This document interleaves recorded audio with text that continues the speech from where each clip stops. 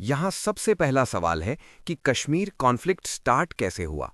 सिर्फ ये बोल देना कि 1947 में इशू शुरू हुआ काफी नहीं है। हमें देखना पड़ेगा कि लीगल एंट्री क्या थी, पॉलिटिकल हैंडलिंग कैसी थी और फिर पब्लिक ट्रस्ट किस पॉइंट पर टूटना शुरू हुआ। स्लाइड के लेफ्ट साइड मैप में tribal invasion arrows, Baramulla Srinagar axis और अलग पीओके इंडियन जेएन के शेडिंग इसी बेसिक स्टोरी को विजुअल फॉर्म में दिखाते हैं। अक्टूबर 1947 में महाराजा हरी सिंह ने इंस्ट्रूमेंट ऑफ एक्सेशन साइन किया। एक्सेशन का सिंपल मतलब है किसी प्रिंसली स्टेट का फॉर्मली इंडिया के साथ जुड़ना। ये कोई कैजुअल पॉलिटिकल स्टेटमेंट नहीं था, ये लीगल एक्ट था जिससे डिफेंस, फॉरेन अफेयर्स और कम्युनिकेशंस इंडिया के डोमेन में आए। तो फर्स्ट प्रिंसिपल क्लियर रखो, जेएनके का इंडिया के साथ कनेक्शन आर्म्ड ऑक्यूपेशन से नहीं, लीगल एक्सेशन से हुआ। ये बहुत इंपॉर्टेंट है। अब सवाल आता है कि फिर प्रॉब्लम क्यों बनी, क्योंकि लीगल इंटीग्रेशन के बाद भी पॉलिटिकल इंटीग्रेशन स्मूथ नहीं रहा। आर्टिकल 370 को टेम्पररी प्रोविजन बोला गया, लेकिन टेम्पररी चीज जब लॉन्ग टर्म पॉलिटिकल स्ट्रक्चर बन जाए तो वो एक्सपेक्टेशन और एक्सेप्शनलिज्म दोनों क्रिएट करती है।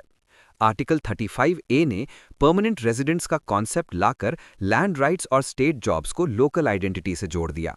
इसका एक साइड ये था कि लोकल फियर्स को सूद किया गया, लेकिन दूसरा साइड ये था कि एक डिस्टिंक्ट पॉलिटिकल साइकोलॉजी बनी। हम अलग हैं, हमारे लिए अलग रूल्स हैं। सोचो जरा, जब स्टेट को रिपीटेडली एक्सेप्शनल फ्रेम में ट्रीट किया जाता है तो क्या नॉर्मल कॉन्स्टिट्यूशनल इंटीग्रेशन स्ट्रांग होती है या वीक? यही टेंशन बाद में एक्सप्लॉइट हुई। अब थर्ड लेयर देखो।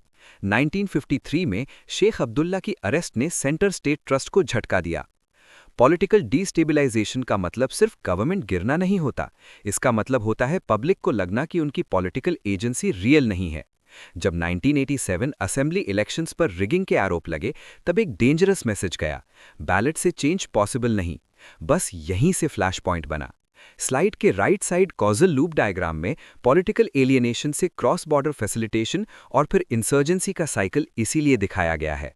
जब लोकल ग्रीवेंस को एक्सटर्नल एक्टर सपोर्ट दे तब कॉन्फ्लिक्ट इंटेंसिफाई होता है। यासीन मलिक और कुछ पोलिंग एजेंट्स का मिलिटेंट बनना सिंबॉलिक था। इसका मैसेज था कि सिस्टम के अंदर जो लोग थे वो सिस्टम से निकलकर गन की तरफ जा रहे हैं। 1989 इंसर्जेंसी आउटब्रेक हवा में नहीं हुआ। पहले लीगल एम्बिग्विटी, फिर स्पेशल स्टेटस पॉलिटिक्स, फिर ट्रस्ट डेफिसिट, फिर इलेक्टोरल लेजिटिमेसी क्राइसिस और फिर पाकिस्तान का अपॉर्चुनिस्टिक सपोर्ट। समझ आया? तो जेनेसिस ऑफ कॉन्फ्लिक्ट को समझने का सही तरीका यह है, लीगल एक्सेशन ने स्टेट को इंडिया में जोड़ा, लेकिन फ्लॉड पॉलिटिकल मैनेजमेंट ने एलियनेशन क्रिएट की और उस एलियनेशन को पाकिस्तान ने इंसर्जेंसी में कन्वर्ट किया। कॉन्फ्लिक्ट का सीड इंटरनल भी था और एक्सटर्नल वाटरिंग भी मिल रही थी। यही पूरी चेन समझनी है। अब कॉन्फ्लिक्ट स्टैटिक नहीं रहा। मिलिटेंसी एक ही शेप में 1989 से आज तक नहीं चली, ये लगातार म्यूटेट हुई। स्लाइड का एरिया चार्ट और right side cycle of violence flow इसी म्यूटेशन को समझाता है। पहला फेज 1989 से मिड 1990s तक largely JKLF led indigenous uprising था। इंडिजिनस का मतलब लोकल ओरिजिन। इस दौर में आज़ादी नैरेटिव ज्यादा था और लैंग्वेज रिलेटिवली सेक्युलर नेशनलिस्ट थी, मतलब फोकस प्योर इस्लामिस्ट स्टेट बनाना कम और इंडिया से अलग पॉलिटिकल फ्यूचर का क्लेम ज्यादा। इसीलिए मास मोबिलाइजेशन दिखाई दी। बहुत लोगों को लगा कि ये ग्रास रूट्स मूवमेंट है, लेकिन यहाँ एक बेसिक चेक करो, क्या हर लोकल अपराइजिंग ऑटोमेटिकली लेजिटिमेट होता है अगर उसके अंदर वायलेंस, इंटिमिडेशन और टारगेटेड किलिंग्स भी हों? नहीं, बिल्कुल नहीं। लोकल होना वायलेंस को मॉरल कवर नहीं देता। फिर फेज 2 आता है, रफली 1996 से लेट 1990s तक। यहाँ जेकेएलएफ वीक होता गया और हिजबुल मुजाहिदीन जैसे पाकिस्तान बैक्ड और इस्लामाइज्ड फॉर्मेशन स्ट्रॉन्गर हुए।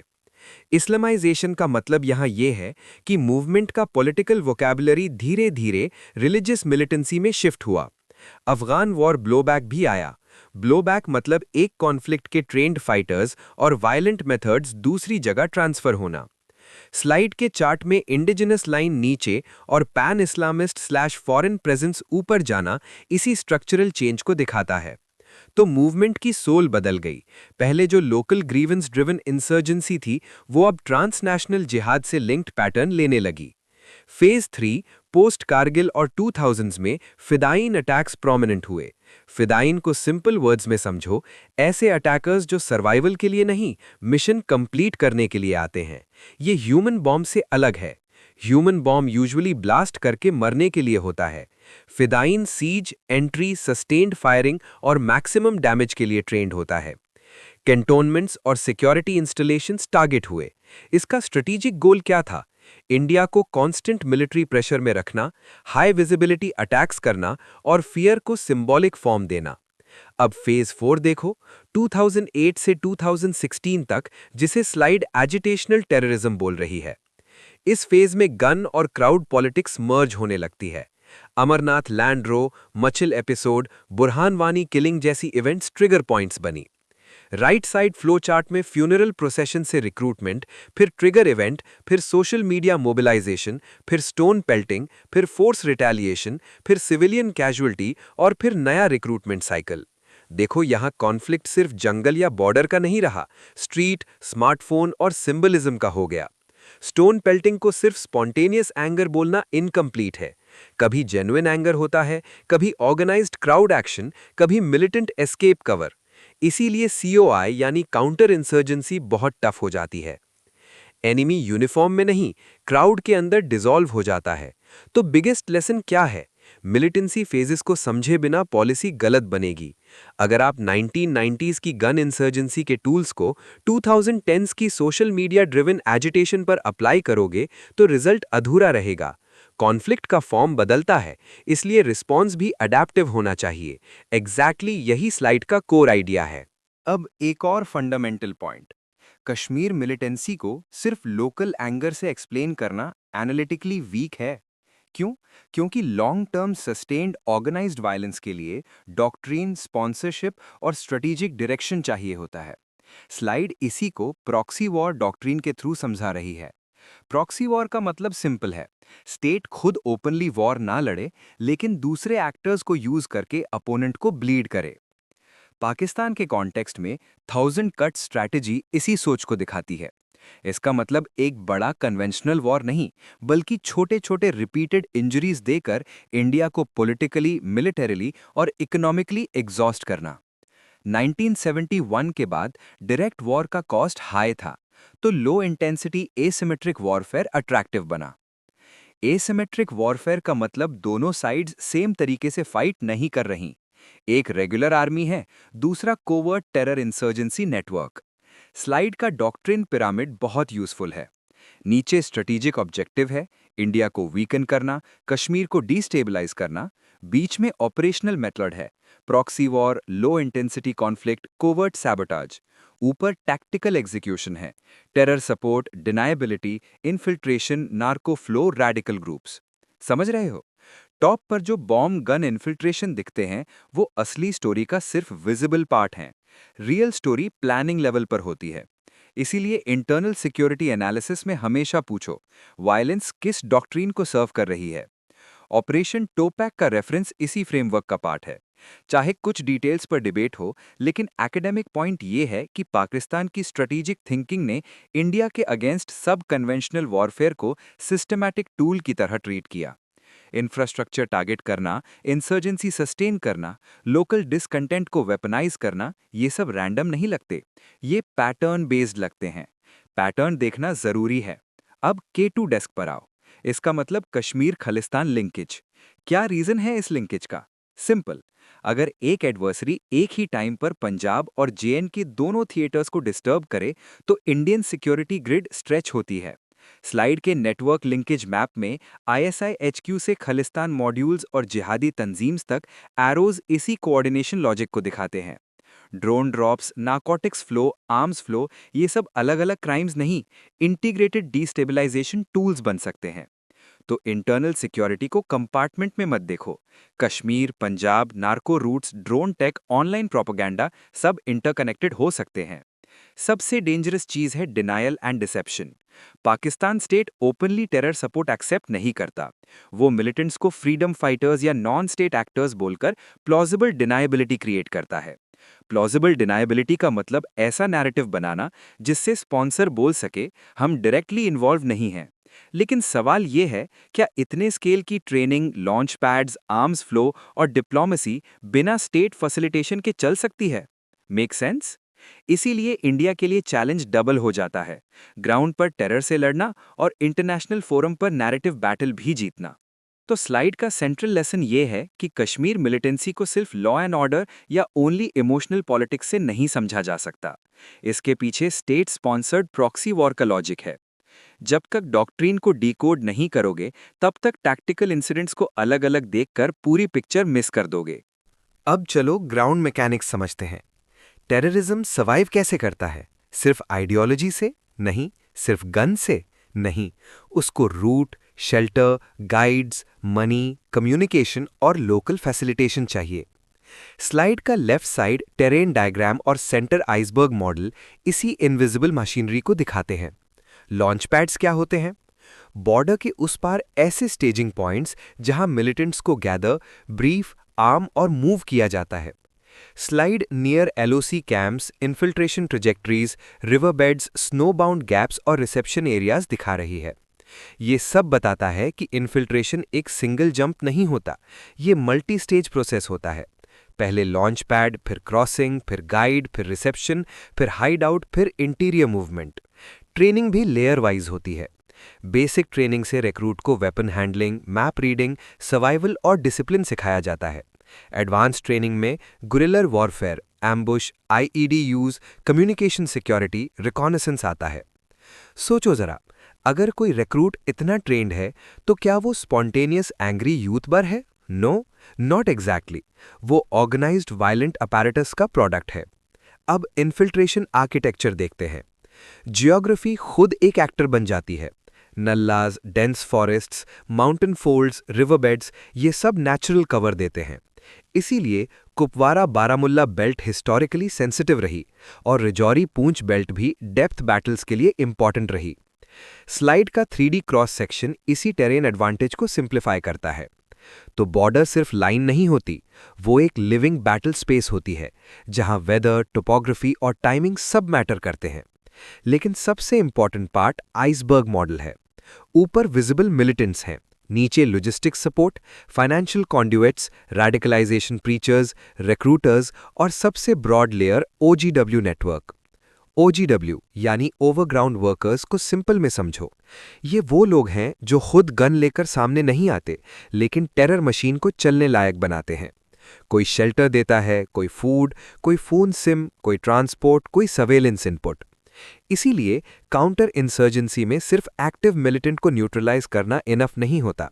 अगर इकोसिस्टम बचा रहा तो नए मिलिटेंट आते रहेंगे। स्लाइड के राइट साइड टेक्स्ट में ओजीडब्ल्यू को आईज एंड ईयर्स बोला गया है। बिल्कुल सही। वो सिविलियन और कॉम्बैटेंट के बीच लाइन ब्लर कर देते हैं। इसी से लीगल और एथिकल डायलेमा भी बनता है। हर सस्पेक्ट सिविलियन कॉम्बैटेंट नहीं होता और हर सिविलियन इनोसेंट फैसिलिटेटर भी नहीं होता। तो इंटेलिजेंस प्रेसिशन बहुत जरूरी हो जाती है। स्लीपर सेल को भी लाइटली मत लो। स्लीपर सेल का मतलब डोमेंट नेटवर्क, जो नॉर्मल लाइफ जैसा दिखता है, लेकिन ऑर्डर मिलते ही एक्टिवेट हो सकता है। अर्बन सेटिंग्स में ये और रिस्की होते हैं क्योंकि अनोनिमिटी मिलती है। तो इस स्लाइड का डीपर लेसन ये है कि टेरर इंफ्रास्ट्रक्चर एक आइसबर्ग है। गनमैन सिर्फ डिप है, नीचे लॉजिस्टिक्स, सपोर्ट, आइडियोलॉजी और लोकल फैसिलिटेशन का होल इकोसिस्टम है। अगर इंटरनल सिक्योरिटी को ड्यूरेबल बनाना है तो सिर्फ बॉर्डर सीलिंग नहीं, इकोसिस्टम डिसरप्शन भी करना होगा। बस यही ऑपरेशनल एसेंस है। अब हम एक्टर स्पेसिफिक एनालिसिस करते हैं, क्योंकि हर टेरर ग्रुप सेम नहीं होता। नाम सब मिलिटेंट हो सकता है, लेकिन आइडियोलॉजी, टैक्टिक्स, टारगेट चॉइस और स्पॉन्सर लिंक अलग होते हैं। स्लाइड का कंपैरेटिव मैट्रिक्स इसी डिफरेंशिएशन को पकड़ता है। पहले लश्कर-ए-तैयबा। इसकी आइडियोलॉजिकल लाइन अहले हदीस या सलफी ओरिएंटेशन से जुड़ी है। आइडियोलॉजी का मैटर क्यों है?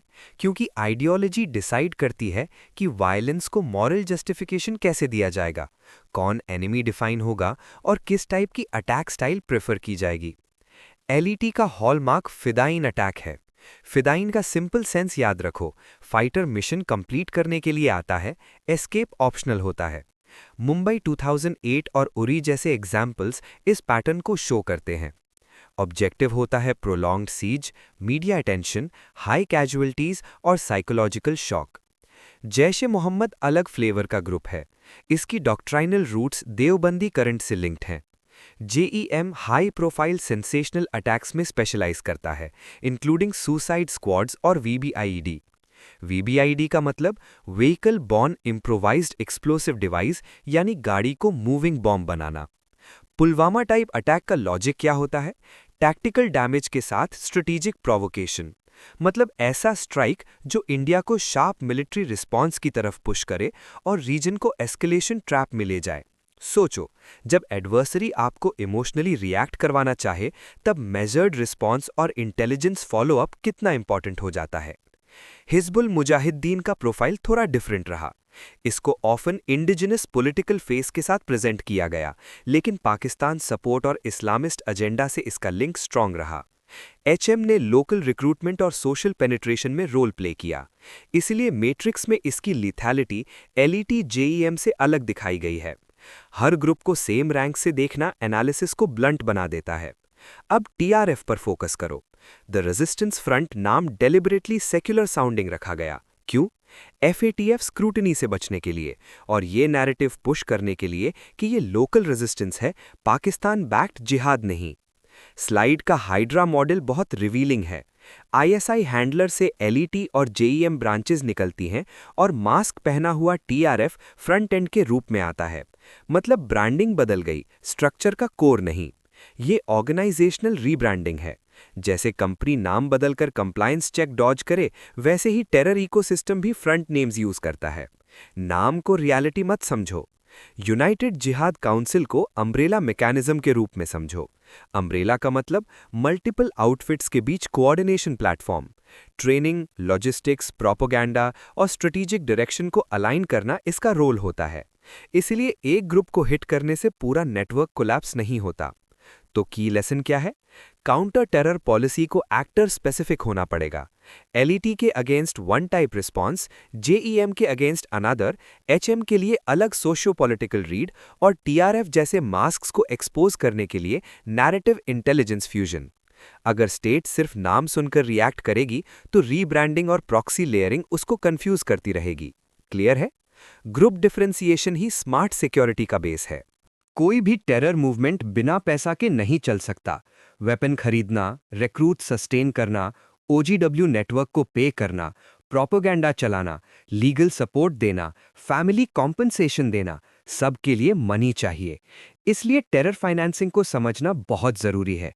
स्लाइड इसी पूरी इकोनॉमिक बैकबोन को डाइसेक्ट करती है।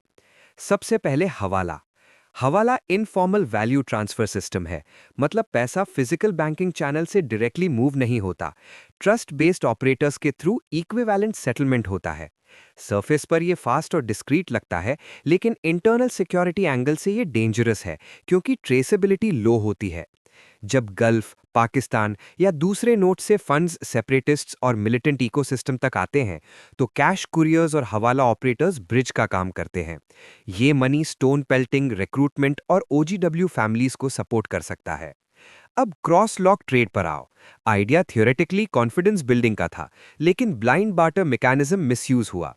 ब्लाइंड बार्टर का सिंपल मतलब इनवॉइस ट्रांसपेरेंसी वीक होना, वैल्यूएशन लूजली मॉनिटर होना और सेटलमेंट ओपेसिटी रहना।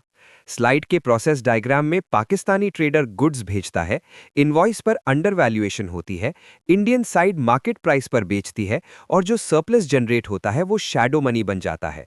इसको ट्रेड बेस्ड मनी लॉन्ड्रिंग बोलते हैं। समझ रहे हो? गुड्स लीगल दिखेंगे, लेकिन प्राइसिंग मैनिपुलेशन से इल्लीगल टेरर फाइनेंस निकल सकता है। इसीलिए सिर्फ बॉर्डर पे ट्रक देख लेना इनफ नहीं, इनवॉइस लॉजिक और ट्रेड एनालिटिक्स भी चाहिए। नार्को टेररिज्म और भी सिवियर है। हेरोइन, ओपियोइड्स या दूसरे नार्कोटिक्स दो काम करते हैं। एक, यूथ को सोशली डिस्ट्रॉय करना। दो, ड्रग मनी से टेरर को फंड करना। ये डबल असॉल्ट है।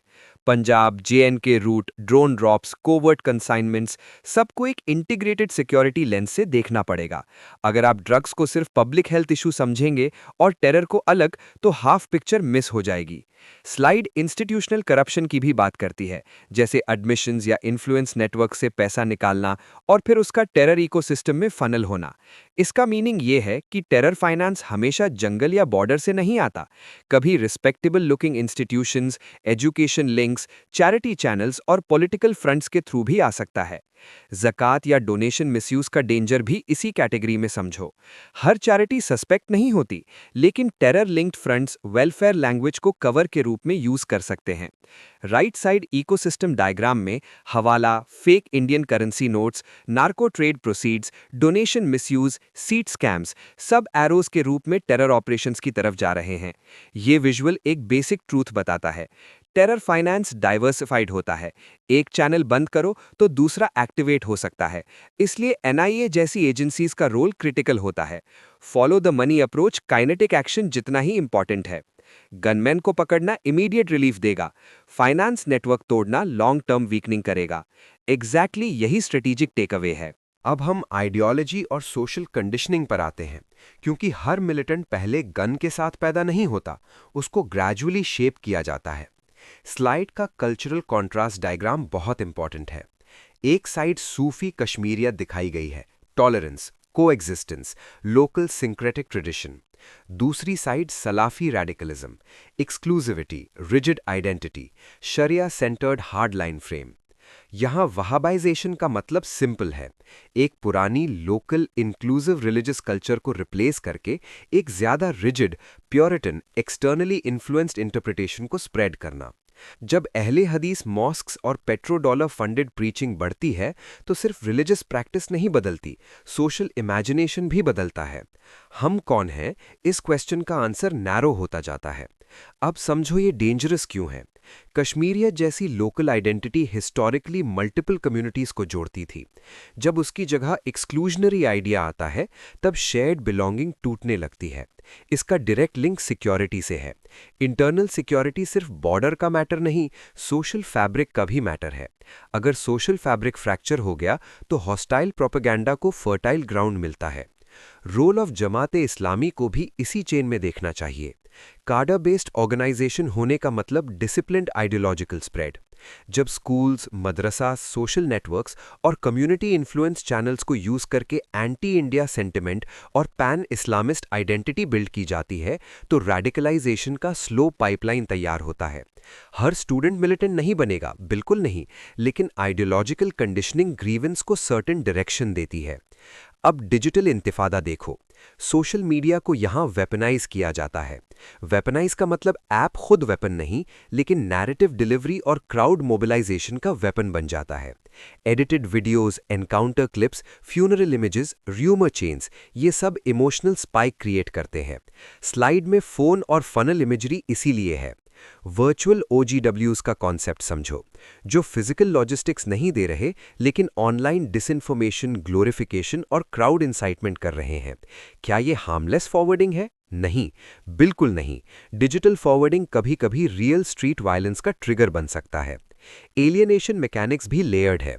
Us versus them narrative, slain militants को शहीद हीरो बना देना, paid agitation layers, symbolic funerals, ये सब यूथ को इमोशनल कम्युनिटी में पुल करते हैं। स्लाइड का रेडिकलाइजेशन फनल मॉडल 3 फिल्टर्स दिखाता है: grievance narrative, religious indoctrination, contact phase. इसका मतलब जनरल यूथ पॉपुलेशन से डायरेक्ट मिलिटेंट जंप नहीं होता। पहले ग्रीवेंस, फिर आइडियोलॉजिकल मोल्डिंग, फिर रिक्रूटर कॉन्टैक्ट, फिर एक्टिव टेरर। तो काउंटर रेडिकलाइजेशन को भी मल्टी लेयर्ड होना चाहिए। सिर्फ पुलिस एक्शन से काम नहीं चलेगा। Sports, employment, online counter narrative, D radical outreach, family engagement, सब चाहिए।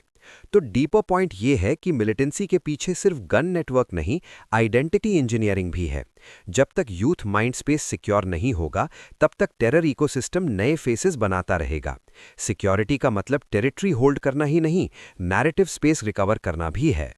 अब लास्ट स्लाइड कॉन्फ्लिक्ट का ह्यूमन कॉस्ट दिखाती है, और ये बहुत इंपॉर्टेंट है, क्योंकि इंटरनल सिक्योरिटी को सिर्फ गन्स, बॉर्डर्स और डॉक्ट्रिन्स तक लिमिट कर देना डेंजरस सिंप्लीफिकेशन होगा। सबसे पहले कश्मीरी पंडित एक्सोडस 1990 के अराउंड जो मास डिस्प्लेसमेंट हुआ उसको लाइटली माइग्रेशन बोलना गलत होगा। स्लाइड इसे एथनिक क्लेंजिंग के फ्रेम में रखती है और रीजन समझना चाहिए।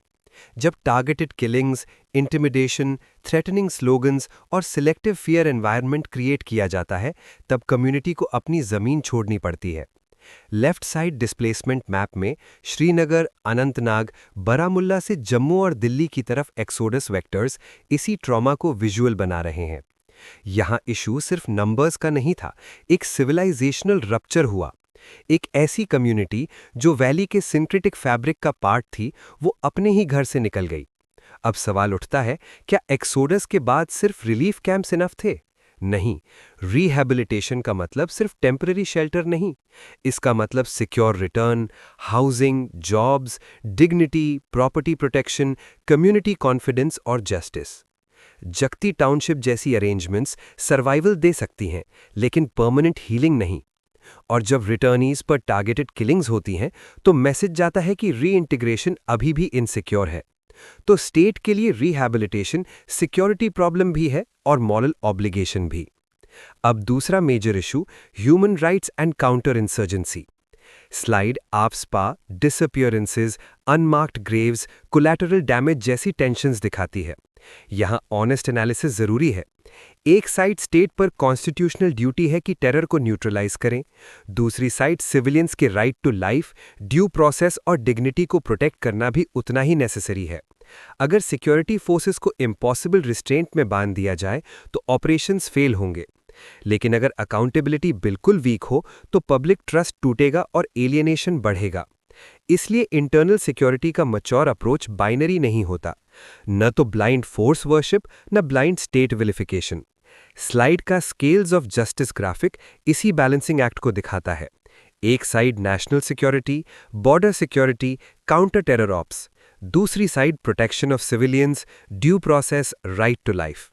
COIN डिलेमा यानी काउंटर इंसर्जेंसी डिलेमा यही है।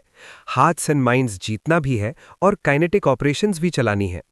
Iron fist in velvet glove phrase इसी बैलेंस को सिग्नल करता है। सिंपल वर्ड्स में टेरर पर सॉफ्टनेस नहीं, लेकिन सिविलियंस के साथ लेजिटिमेसी, प्रिसिजन और restraint. Supreme court guidelines, human rights cells, SOP refinement, better intelligence led operations, ये सब इसीलिए इंपॉर्टेंट है क्योंकि लास्टिंग पीस सिर्फ मिलिटेंट काउंट कम होने से नहीं आती। पीस तब आती है जब विक्टिम कम्युनिटीज को जस्टिस मिले, ऑर्डिनरी सिविलियंस को सिक्योरिटी मिले और स्टेट की कोअर्सिव पावर लॉफुल और क्रेडिबल लगे। पूरे लेक्चर का फाइनल लेसन ये है, कश्मीर इशू को समझने के लिए हमें legal history, proxy war, radicalisation, finance, terror tactics और ह्यूमन सफरिंग सबको एक साथ देखना होगा।